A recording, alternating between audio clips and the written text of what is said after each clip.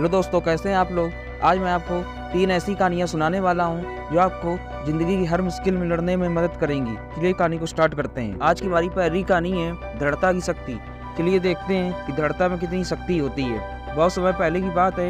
एक बार एक आदमी एक पहाड़ पर चढ़ना चाहता था, लेकिन समस्या ये थी कि वह अनुभवी पर्वतारोही नहीं था। इससे पहले उसने कभी भी किसी पहाड़ को नहीं चढ़ा था, लेकिन इसके बावजूद भी उसने अपनी यात्रा शुरू की और पहाड़ चढ़ने लगा।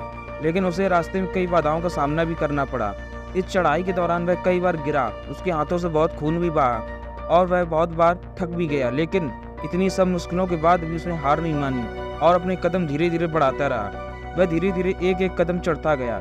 ऐसा करते करते अंत में वह पहाड़ की चोटी पर पहुंच ही गया और उसे उपलब्धि हासिल हो गई।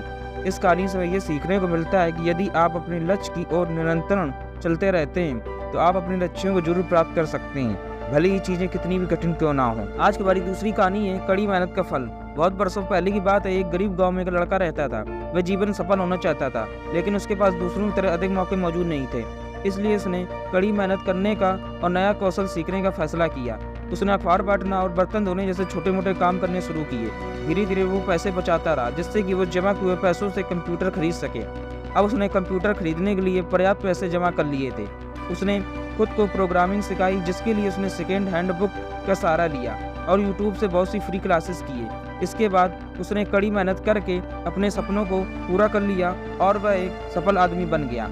इस कहानी से हमें ये सीखने को मिलता है कि अगर हम कड़ी मेहनत करते हैं और सही दिशा में मेहनत करते हैं तो हम कुछ भी हासिल कर सकते हैं। आज की हमारी तीसरी कहानी है साहस का महत्व। चलिए कहानी को स्टार्ट करते हैं। एक शहर में एक युवा लड़की रहा करती थी।